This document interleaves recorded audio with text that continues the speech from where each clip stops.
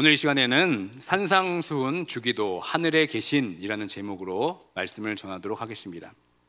요즘 우리는 이 말씀의 홍수 속에 살아가고 있습니다. 코로나 사태 이전에는 말씀에 열심히 있는 분들만 유튜브를 찾거나 또 홈페이지에 들어가서 목사님의 설교 말씀을 찾아서 들었습니다. 그런데 이 코로나 이 팬데믹 이후로부터는 모두가 지금 다 유튜브를 통해서 하나님의 말씀을 듣고 있습니다. 내가 좋아하는 목사님의 설교를 유튜브에서 구독하면 내가 굳이 찾지 않아도 새로운 시간에 알아서 새로운 설교가 내 스마트폰 안으로 들어옵니다. 그러니까 예전에는 주로 시스템이 잘 갇혀 있었던 대형교회의 목사님의 말씀을 들을 수 있었다면 이제는 말씀을 전하는 모든 목사님들의 설교를 유튜브에서 우리가 찾아서 들을 수가 있습니다. 이처럼 온라인생에서 마음만 먹으면 언제 어디서나 말씀을 들을 수 있는 시대가 되었습니다.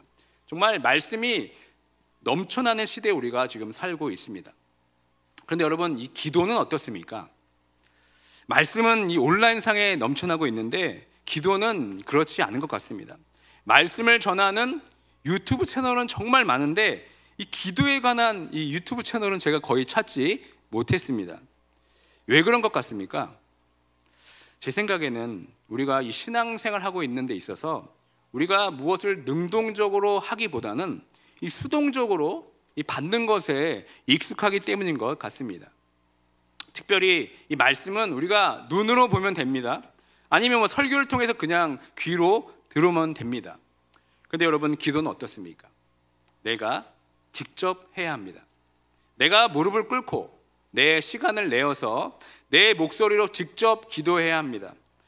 그런데 이제는 듣기만 하고 이 편한 것에 익숙하다 보니까 능동적으로 내가 직접 하는 것이 귀찮아졌습니다. 기도도 내 입술을 벌려서 소리내어 기도하기보다는 남이 하는 기도를 그저 듣습니다. 내 목소리로 성대를 울리고 입술과 혀를 움직여서 기도하기보다는 누가 대신하는 기도하는 것만 듣고 맙니다.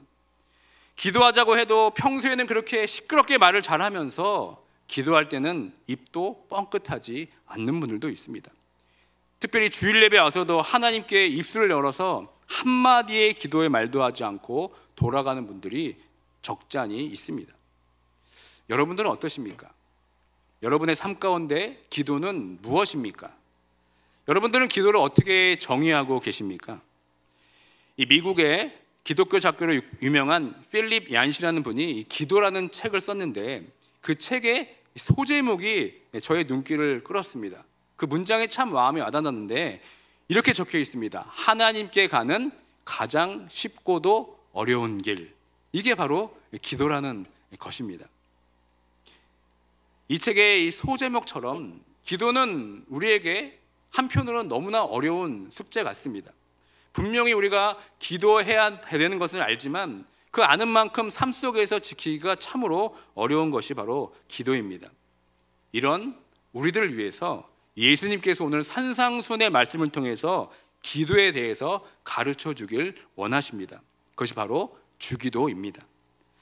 여러분들은 이 주기도 하면은 대부분 성도들이 주기도에 대해서 잘 압니다. 기초적인 상식이 다 있습니다. 주기도하면 다 예수님이 가르쳐 주신 기도라고 다 말할 것입니다. 그런데 이 예수님이 가르쳐 주신 이 주기도는 여러분 언제 하십니까? 예수님께서 주기도를 우리에게 가르쳐 주신 이유는 이 주기도문을 토시 하나 틀리지 않고 외우라고 주신 것이 아닙니다.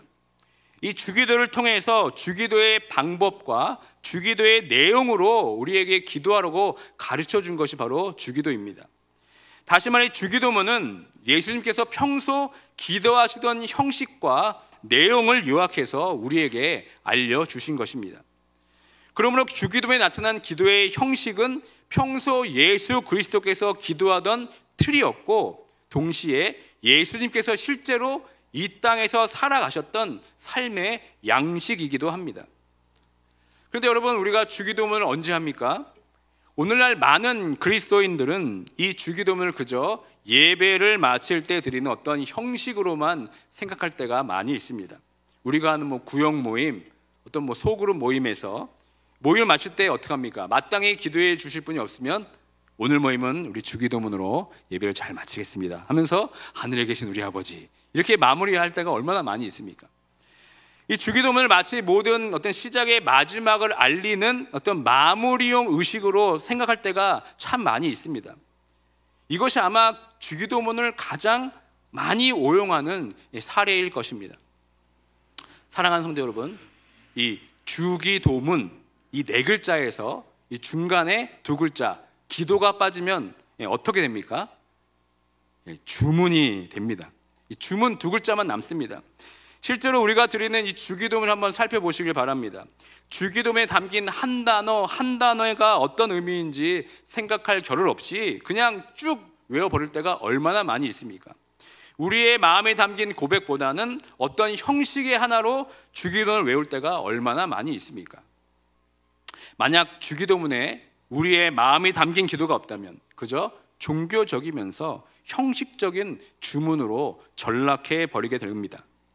그러니까 주기도문은 우리가 암송하고 있지만 정작 예수님께서 가르쳐 주신 기도는 우리 삶에서 드려지지 않는 것입니다. 그래서 종교개혁자 마르틴 루터는 주기도문에서 이렇게 말합니다. 주기도문을 역사상 가장 끔찍한 순교자라는 표현을 사용했습니다. 그러니까 당시 그 교회들이 주기도문의 오용에 관한 것이 너무나 심했기 때문에 이런 개탄을 금치 못하는 이야기를 한 겁니다. 여러분의 기도를 다시 한번 돌아보시길 바랍니다. 여러분들께서 기도하는 기도의 형식과 기도의 내용의 근간이 여러분 어디서부터 출발하고 있습니까? 여러분의 그 기도의 원천이 무엇입니까? 제가 어렸을 때 이 한국교회의 기도는 부르짖는 것이었습니다. 뜨거운 통성 기도가 대세였습니다. 주여 삼창을 정말 목이 터져라 외쳐야 마치 기도하는 것 같았습니다. 그런데 그때는 그저 주님만 간절히 불러도 뜨거운 눈물이 나오고 가슴이 벅차 올랐습니다. 그때는 목소리가 걸걸한 분들은 마치 기도를 엄청나게 많이 해서 기도의 훈장처럼 아주 영광스럽게 들렸습니다. 그 당시에는 부흥회도 참 많았습니다. 그 강단에서 부흥사 목사님께서 쉰 목소리로 할렐루야 이렇게 한마디만 해도 그분의 기도의 영성이 우리에게 흘러 넘치는 것 같았습니다. 그러다가 한국교회가 한때는 침묵기도로 유행한 적이 있었습니다. 그래서 저도 이 침묵기도에 대해서 공부도 하고 한참을 또 침묵기도만 드린 적이 있었습니다. 이 기도는 통성기도처럼 소리내서 기도하는 것이 아니라 그저 침묵하면서 하나님과 친밀한 대화 가운데 나누는 기도입니다. 그 제가 한국에 있을 때 강원도 태백에 있는 예수원이라는 곳까지 제가 찾아갔습니다. 거기서 3박 4일 동안 정말 침묵 기도하면서 색다른 기도의 또 다른 경험도 한 적도 있습니다. 여러분, 어떤 기도가 올바른 기도입니까? 어떤 기도가 하나님이 원하시는 기도이겠습니까? 예수님의 제자들도 우리와 마찬가지로 기도에 대해서 궁금한 점이 참으로 많았습니다. 그래서 오늘 본문과 동일한 누가복음 11장 1절에 보면 제자들이 예수님께 이렇게 묻습니다. 우리 다 함께 누가복음 11장 1절의 말씀을 함께 읽습니다. 예수께서 한 곳에서 기도하시고 마치심에 제자 중 하나가 여짜오되 주여 요한이 자기의 제자들에게 기도를 가르친 것 같이 우리에게도 가르쳐 주옵소서. 여러분, 이 질문은 사실 굉장히 놀라운 질문입니다. 왜냐하면 예수님의 제자들은 유대인들이었습니다. 그 당시 유대인들은 누구보다 좀 기도에 1등 가는 사람들이었습니다. 기도가 이 몸에 밴 사람들이 바로 유대인들입니다. 그 당시 카디시라는 좀 짧은 형태의 기도도 있었고 또 다른 하나는 18번 축복 기도라는 긴 형태의 기도문이 있었습니다. 유대인들은 이런 기도문들을 매일 두세 번씩 낭독하도록 되어 있습니다. 그런데 그런 제자들이 예수님께 기도를 가르쳐달라고 한 것은 상당히 놀라운 일이었습니다. 그런데 왜 제자들이 예수님께 기도를 가르쳐달라고 했겠습니까? 그 당시에는 이 메시아가 곧 오시리라는 이 사상이 팽배해져 있었습니다. 메시아가 와서 하나님 나라를 실현하리라 라는 기대감에 부풀어 올라 있었습니다. 그래서 메시아가 왔을 때 이 하나님 나라를 이루기 위해서 유대인들은 회개하고 새롭게 헌신하고 순종하는 일들을 해야 한다고 생각했습니다. 한마디로 그 당시 부흥운동이 새롭게 태동이 된 겁니다. 그 대표적인 예가 바로 바리새인들의 운동입니다. 율법을 철두철미하게 지킴으로 인해서 메시아가 와서 하나님 나라가 빨리 도래해야 한다고 믿었습니다. 또 우리에게 잘 알려진 에센파 운동도 마찬가지입니다. 쿰람 동굴에 숨어서 거기서 성경을 연구하고 율법을 잘 지키기로 헌신한 사람들의 무브먼트가 그 당시에 많이 일어났습니다. 그 다음에 일어난 운동이 바로 세례 요한의 운동이었습니다.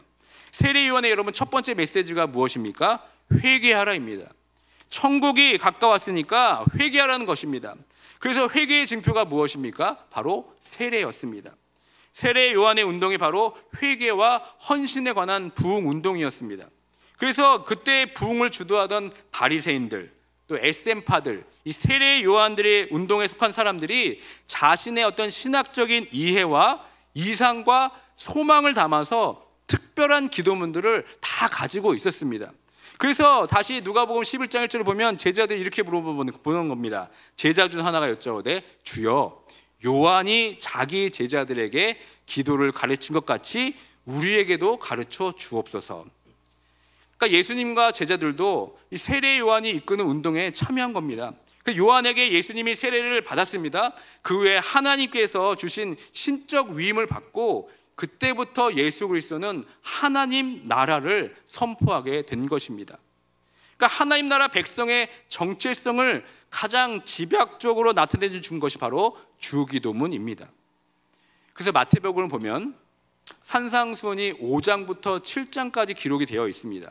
그러니까 문학적인 구조로 봤을 때 마태는 가장 핵심이 되는 부분을 5장과 7장 사이인 6장의 가장 중심에 이 주기도문을 배치한 것입니다. 그래서 바로 오늘 본문인 6장 9절부터 13절이 이 산상순 정중앙에 위치하게 된 것입니다. 여러분 산상순의 말씀이 무엇입니까? 하나님 나라 백성으로서 하나님 나라를 이 땅에서 살아내는 사람들의 삶의 방식에 대해서 말씀한 것이 아니겠습니까? 그래서 팔복을 통해서 이미 그리스도인들의 성품이 무엇인지 말씀드렸습니다. 그리고 빛과 세상의 소금과 빛이 되라는 그 말씀을 통해서 하나님 나라 백성의 새로운 삶의 방식에 대해서 말씀했습니다. 또 하나님과의 올바른 관계인 의에 대해서 말씀드렸고 또 그리스도인들의 경건에 대해서 말씀했습니다. 구제와 기도를 통해서 외식하는 자가 되지 말고 이방인처럼 기도하지 말고 은밀하게 골방에 들어가 기도하라고 가르쳐 주셨습니다. 그 산상수훈의 가장 핵심이 바로 그 다음에 주기도문에 나타나고 있는 겁니다. 그러므로 주기도문을 어떤 하나의 주문으로 외우는 것으로 끝나면 안 됩니다. 하나님 나라 백성이 이 땅에서 어떻게 살아가야 하는지에 대한 삶의 관점으로 우리가 이 주기도문을 바라봐야 합니다. 그러므로 우리는 이 예수님이 가르쳐 주신 기도를 잘 배워야 합니다. 이 기도를 온전히 들을 수 있을 때 우리는 하나님 나라 백성의 이 정체성으로 이 땅을 살아가게 됩니다. 이제는 우리의 기도의 모습을 다시 한번 돌아보시길 바랍니다. 그동안 기도할 때 우리가 마구 토해내었던 어떤 본능적인 기도의 모습을 잠시 중단하고 이제는 예수님께서 가르쳐 주신 기도에 우리가 주목해야 됩니다. 우리가 하나님 나라 백성으로 이 세상을 살아갈 때 당연히 우리는 이 세상과 충돌할 수밖에 없습니다. 갈등할 수밖에 없습니다. 그때 하나님 나라 백성을 살아가면서 맞는 어려움들과 위기들을 우리가 어떻게 극복하겠습니까? 바로 이 예수님께서 가르쳐 주신 이 주기도문으로 우리가 그것을 이겨내고 극복하는 겁니다. 세상과 싸우면서 상처받고 세상의 방법과 세상의 가치를 역행하면서 우리가 살아가다 보면 지칠 수밖에 없습니다. 나도 모르게 세상을 따라 살아갈 수도 있습니다. 그럴 때 우리는 이 주기도를 통해서 하나님 나라 백성으로서 어떻게 이 땅을 살아가야 할지 새롭게 기도하면서 힘을 얻게 되는 것입니다. 그러므로 주기도문은 토시 하나 틀리지 않고 외우는 것이 중요한 것이 아닙니다. 주기도문을 통해서 하나님 나라 백성으로서 삶의 방식을 습득하고 삶의 정체성을 공고히 다질 때 이 주기도문은 형식적인 주문이 아니라 우리 삶에 효력이 있는 기도가 될 줄 믿습니다. 그래서 예수님께서 주기도문에 앞서서 우리의 마음을 준비시켜 주셨습니다. 그게 무엇입니까? 골방에 들어가서 은밀하게 기도를 하는 것입니다. 사람들 앞에서 외식하는 기도를 멈추고 이방인처럼 중언부언 횡설수설하는 비인격적이고 기계적인 기도를 멈추라는 것입니다. 우리가 구하기도 전에 다 아시는 하나님 아버지께 간절하게 기도하라고 이미 우리에게 말씀해 주셨습니다. 오늘은 주기도문의 첫 문장인 하늘에 계신이라는 이 기도를 우리 살펴보길 원합니다. 다음 주에는 우리 아버지에 대해서 말씀을 나누겠습니다. 여러분께서 이 기도를 드릴 때 여러분들은 어떤 문장으로 기도를 시작하십니까? 대부분 자신만의 이 고유한 기도의 첫 문장이 있습니다. 저 같은 경우는 하나님 아버지 은혜와 사랑을 감사합니다. 늘 이렇게 기도를 시작합니다. 또 어떤 분들은 은혜가 풍성하신 하나님, 자비롭고 고마우신 하나님, 지금도 살아서 역사하신 하나님, 기도할 때마다 자신만의 고유한 기도로 시작을 합니다. 한번 이 시간 여러분 기도가 어떻게 시작되는지 한번 생각해 보시길 바랍니다. 여러분들이 이 기도를 여는 첫 단어가 무엇입니까? 이 기도를 시작하면서 기도를 여는 첫 단어는 우리의 기도를 들어주시는 하나님을 어떻게 생각하는지 우리가 알 수 있습니다. 이 앤드류 머리라는 유명한 설교가가 이 주기도문의 첫 구절 하늘에 계신 우리 아버지여, 이 기도가 기도의 문을 여는 열쇠라는 이런 표현을 했습니다. 그러니까 여러분, 열쇠는 참으로 중요합니다. 열쇠가 있어야만 우리는 우리가 원하는 곳으로 들어갈 수 있습니다. 대부분 한 번쯤 열쇠를 잊어버리거나 어디에 있는지 몰라서 여러분 당황한 적이 누구나 다 있을 것입니다. 저도 최근에 교회 열쇠를 사무실에 두고 쓰레기를 버려 나갔다가 1시간 넘게 밖에서 기다린 적도 있습니다. 이처럼 이 열쇠가 있어야 우리는 우리가 원하는 곳으로 들어갈 수 있습니다. 열쇠가 없으면 우리는 들어가고 싶어도 들어갈 수가 없습니다. 마찬가지로 이 기도에도 열쇠가 필요합니다. 많은 사람들이 이 기도의 문 앞에 서서 그 문을 열지 못한 채 서성이다가 그냥 돌아갈 때가 얼마나 많습니까? 기도하기 위해 무릎까지 꿇고 간절히 기도해보려고 하지만 정작 더 답답함만 느끼고 기도를 마칠 때가 얼마나 많이 있습니까? 이처럼 우리는 기도의 문을 열기 위한 열쇠가 필요합니다. 그 기도의 열쇠가 무엇입니까? 바로 하늘에 계신 이라는 기도입니다. 우리는 주기도문의 첫 문장인 하늘에 계신 우리 그리고 아버지, 이 짧은 단어를 그저 상투적이고 관용적으로 사용할 때가 너무나 많이 있습니다. 그러나 하늘에 계신 또 우리 그리고 아버지라는 그 의미를 우리가 정확히 제대로 알고 기도한다면 우리는 이 주기도를 통해서 기도의 문을 열게 되는 겁니다. 이것이 가장 중요한 열쇠입니다. 먼저 하늘에 계신 우리 아버지 기도에서 이 하늘에 대해서 한번 살펴보길 원합니다. 왜 예수님께서는 하나님을 하늘에 계신이라는 이 수식어를 사용하도록 우리에게 기도를 가르쳐 주신 것이겠습니까? 하늘에 계신이라는 기도를 통해서 우리가 하나님을 어떤 존재로 생각하길 원하셨겠습니까? 이 성경이 말하는 하늘은 무엇을 의미합니까? 이 개역개정 성경에서는 하늘에 계신 우리 아버지라고 기도할 때 하늘이 단수로 나옵니다. 그런데 헬라어 성경에는 이 단어가 그 하늘들이라는 복수로 표현됩니다. 그래서 하늘에 계신 이 해당하는 헬라어 본문을 직역하면 그 하늘들 안에 계신 분, 이런 의미를 가지게 됩니다. 그런데 영어 성경을 비롯해서 대부분의 성경들은 이 부분을 정확하게 번역하지 않았습니다. 바울 시대와 유대 민족의 이 고대 시기에는 하늘을 여러 개로 구분하는 개념이 유행했습니다. 그래서 하늘을 의미하는 히브리어가 샤마임이라고 하는데 이 뜻 또한 두 개의 복수를 의미합니다. 그리고 헬라어도 우라노이라고 하는데 이것도 하늘들이라는 복수의 표현으로 사용이 됩니다. 그 예를 잘 보여주는 것이 사도행전 1장 11절의 말씀입니다. 이 말씀을 보면 하늘이란 단어가 3번 등장합니다. 그 말씀을 살펴보면 예수님이 하늘로 올라가시자 천사들이 제자들 향해서 이렇게 이야기합니다. 이르되 갈릴리 사람들아 어찌하여 서서 하늘을 쳐다보느냐.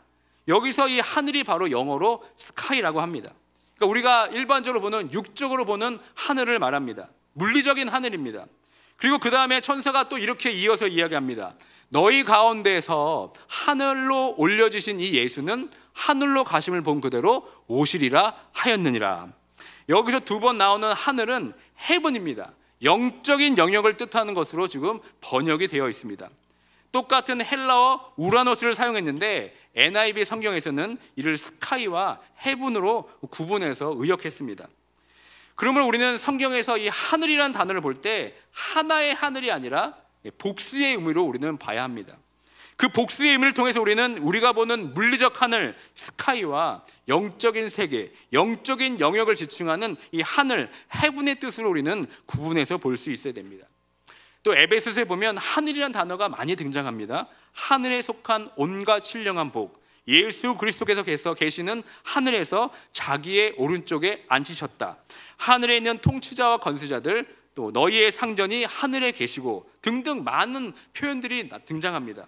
그러니까 다시 말해 이 하늘이라는 단어가 영적인 영역으로 주님께서 계시는 것뿐만 아니라 통치자, 권세자가 존재하는 곳이며 온갖 신령한 복이 하늘에 속해 있고 예수 그리스도께서 하늘에서 내려오셨다가 다시 올라가는 곳이 바로 하늘이라고 말씀하고 있습니다. 이를 정리하면 하나님은 우리 눈에 보이는 세계가 아니라 우리가 알지 못하는 영적인 세계에 속해져 있다는 것을 우리가 알 수 있습니다. 다시 말해 하늘은 영적 실체의 보이지 않는 세계입니다. 하나님은 우리의 눈에 보이는 세계가 아니라 우리가 알지 못하는 영적인 세계에 존재하고 계십니다. 그러므로 하나님께서 하늘에 계시다고 말할 때 그 의미는 어떤 다른 장소에 계신다고 하기보다는 우리와 다른 차원에 계신다는 뜻입니다. 그러니까 이를 통해 우리는 무엇을 알 수 있겠습니까? 이것은 하나님의 존재하는 방식이 이 세상의 어느 피조물과 전적으로 다르다는 사실을 말하는 겁니다. 다시 말해 하나님은 초월적인 방식으로 존재한다는 것입니다. 이 초월이란 인간의 인식이나 경험을 넘어서는 어떤 상태를 말합니다. 성경에서는 이 하나님의 초월을 두 가지로 정리합니다. 하나는 하나님의 창조 행위, 이때를 우리가 초월자 하나님이라고 부릅니다. 하나님의 창조는 원래 존재하던 것들을 개량한 것이 아닙니다. 무로부터 창조입니다. 무와 유 사이에는 아주 절대적인 간격이 있습니다. 우리는 그 사이를 뛰어넘을 수가 없습니다. 인간은 세계 안에 들어가 있고 하나님은 그것을 초월해 계십니다. 욥기 38장 4절을 보면 하나님은 욥에게 이렇게 말씀합니다. 내가 땅의 기초를 놓을 때에 네가 어디 있었느냐? 네가 깨달아 알았거든 말할지니라. 욥의 질문에 우리가 어떻게 대답할 수 있겠습니까? 욥도 이 질문에 답을 못했습니다. 과학의 최첨단을 살아가고 있는 우리들도 우리가 아무리 지식을 총동원해도 우리는 이 하나님의 질문 앞에서 욥처럼밖에 대답할 수가 없습니다. 이것이 바로 하나님의 초월성입니다. 또 성경에서 말하는 초월은 하나님께서 인간의 역사를 인간이 예상하지 못하는 방법으로 이끌어 가신다는 것입니다. 예를 들면 이스라엘이 이집트에서 해방되고 홍해를 건넌다는 것은 이 초월적인 하나님의 개입이 없었다면 불가능한 일이었습니다. 이런 초월적인 하나님의 역사가 성경에 얼마나 많이 기록되어 있습니까? 우리의 삶도 마찬가지입니다. 우리 인생에 하나님께서 우리가 생각하지 못하는 방식으로 우리 삶에 개입하셔서 역사하신 그 삶의 흔적이 얼마나 많이 있습니까? 하나님은 우리의 생각을 뛰어넘어 일하시는 분이십니다. 이것을 우리 인생에서 많이 경험하면 경험할수록 우리는 그 하나님의 초월하심을 찬양할 수밖에 없는 것입니다. 그래서 마태는 이런 하나님을 유대인들에게 하늘에 계신 분이라는 것을 강조하고 싶었습니다. 그래서 예수 그리스도가 바로 그 하나님의 아들이라는 것을 말하고 싶었던 것입니다. 그래서 복음서를 살펴보시면 하늘에 계시니라는 표현이 모두 16번 나오는데 마태복음에만 15번이 기록이 되어 있습니다. 마태는 하나님을 하늘에 계신 분으로 묘사함으로써 창조 세계와 이 만물을 초월하고 계시는 위대하신 분이라는 것을 우리에게 강조하고 있는 겁니다. 그 하나님께 우리가 기도하라는 것입니다. 여러분들은 하나님을 생각할 때 어떤 생각이 드십니까? 하나님께 기도로 나아갈 때 우리가 이 하나님을 너무 가볍게 여기고 있지는 않습니까? 하나님을 너무 만만히 대하고 있지는 않습니까? 하나님을 겨우 우리 수준으로 끌어당겨서 이해하고 있지는 않습니까? 이 세상을 창조하시고 통치하시는 그 위대하신 하나님을 함부로 대하거나 하나님을 만홀히 여기고 있지는 않습니까? 사실 우리는 하나님을 온전히 알 수가 없습니다.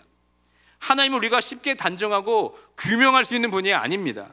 자비로운 하나님께서 우리를 불쌍히 여겨주셔서 우리에게 자신을 알 수 있도록 드러내주신 그 딱 그만큼만 우리가 알 수 있는 것입니다. 그런데 우리는 하나님을 우리 수준에서 이해하고 그것이 다인 줄 착각합니다. 하나님께서는 우리와 질적으로 다르십니다. 좁힐 수 없는 무한한 차이를 가지고 계십니다. 그 무엇과도 비교할 수 없는 분이 바로 하나님이십니다. 우리가 그 하나님께 기도로 나아가는 것입니다. 이 사실을 우리가 정확하게 인식하고 있다면 우리는 하늘에 계신 하나님에 대한 태도가 달라지게 되어 있습니다. 성경에 보면 이 하나님의 현현 앞에서 어떤 반응을 보고 있는지 수많은 기록들이 있습니다. 대표적인 예가 출애굽기 20장 19절에 나옵니다. 이 장면은 이스라엘 백성이 모세를 통해서 십계명을 수여받는 장면입니다. 다 함께 출애굽기 20장 19절 말씀을 함께 읽습니다. 모세에게 이르되 당신이 우리에게 말씀하소서 우리가 들으리이다. 하나님이 우리에게 말씀하시지 말게 하소서 우리가 죽을까 하나이다. 여기서 이스라엘 백성은 하나님의 이 현현 앞에서 하나님께서 말씀하시면 내가 죽을 것 같으니까 모세 당신이 대신 이야기해달라고 지금 간청하고 있습니다. 그러니까 하나님 앞에서 이스라엘 백성들은 모두 두려워 떨었습니다. 그렇다면 우리는 어떻습니까? 하늘에 계신 우리 아버지, 이 주기도를 시작할 때 그 하나님 앞에 우리의 태도는 어떻습니까? 하나님을 향한 두렵고 떨리는 여러분 경외감이 여러분 가운데 있습니까? 그 하나님 앞에 기도할 때 이 겸손한 마음으로 여러분 나아가고 있습니까? 한 사람이 이 기독교 신앙을 가지고 하나님이 무한히 광대하시고 위대하심을 깨닫는 것은 엄청난 일입니다. 그 깨달음이 있을 때 비로소 자기 자신을 객관적으로 볼 수 있습니다. 온 우주의 중심이 자신으로 생각했지만 하늘에 계신 그 하나님을 제대로 인식하게 되면은 자신은 티끌만한 보다 못한 존재임을 비로소 깨닫게 됩니다. 그저 하나님 앞에서 어린아이처럼 두려워 떨면서 엎드리게 되는 겁니다. 이처럼 하늘에 계신이라는 주기도의 첫 열쇠는 우리의 인식의 변화를 줍니다. 우리 인식 너머에 계신 하나님이라는 것을 분명히 가르쳐주고 계십니다. 이것이 우리가 하나님께 드리는 기도의 첫 시작이 될 때 우리는 올바른 기도로 나아갈 수 있습니다. 이것이 바로 기도의 문을 여는 첫 번째 열쇠입니다. 그래서 예수님께서 우리가 기도를 열 때 하늘에 계신이라는 기도로 기도하라고 지금 우리에게 말씀하고 있습니다. 그러므로 여러분, 기도를 어떻게 시작해야 되는지 모르는 분들이 있다면 어떻게 기도를 시작해야 되겠습니까? 하늘에 계신 하나님, 이렇게 여러분 기도를 시작하시면 됩니다. 하늘에 계신이라는 기도를 통해 우리는 우리와 차원이 다르고 우리가 생각하는 것 이상으로 존재하고 일하시는 하나님께 우리가 나아가고 그 하나님을 부르는 것입니다. 하늘에 계신 하나님 아버지만 부르는 것만 해도 이 세상을 다스리시고 그 위엄 있고 높으신 하나님 앞에서 두렵고 떨림으로 서 있게 됩니다. 이러한 기도의 바른 이해가 시작될 때 우리는 온전한 기도로 나아가게 됩니다. 우리의 존재 넘어 일하고 계시는 하나님, 나를 창조하시고 이 세상을 통치하시고 다스리신 하나님을 우리가 모른 채 기도한다면 그건 단지 내 마음을 토해내는 정도의 넋두리에 지나지 않을 것입니다. 기도는 우리의 뜻을 관철시키는 것이 아니라 또 하나님을 설득하는 것도 아닙니다. 기도는 하늘에 계신 하나님의 뜻을 우리에게 설득시키는 영적인 태도입니다. 우리의 존재 넘어 계셔서 모든 것을 초월하시고 이 세상을 다스리시는 하나님을 인정하고 그 하나님의 뜻을 깨닫는 것이 바로 하늘에 계신이라는 기도인 것입니다. 말씀을 맺습니다. 혹시 기도를 포기하신 분이 계십니까? 기도를 어떻게 시작해야 될지 모르는 분이 계십니까? 아니면 기도를 시작하는데 늘 답답함과 기도의 갈증 가운데 계신 분들이 계십니까? 다시 한번 이 주기도문을 통하여서 기도가 시작되고 기도가 열리는 귀한 시간이 되길 주님의 이름으로 축원드립니다. 이제는 상투적으로 외우는 주기도문이 아니라 그 단어 하나가 주는 그 뜻을 되새기고 죽어있던 기도의 감정이 다시 한번 살아나길 주님의 이름으로 축원드립니다. 다시 한번 기도의 문을 여는 열쇠, 하늘에 계신 하나님께 나아감을 통해서 기도의 광맥을 찾아서 하나님 나라 백성으로서의 정체성을 가지고 이 땅에서 기도로 승리하며 살아가는 모두가 되길 주님의 이름으로 축원드립니다.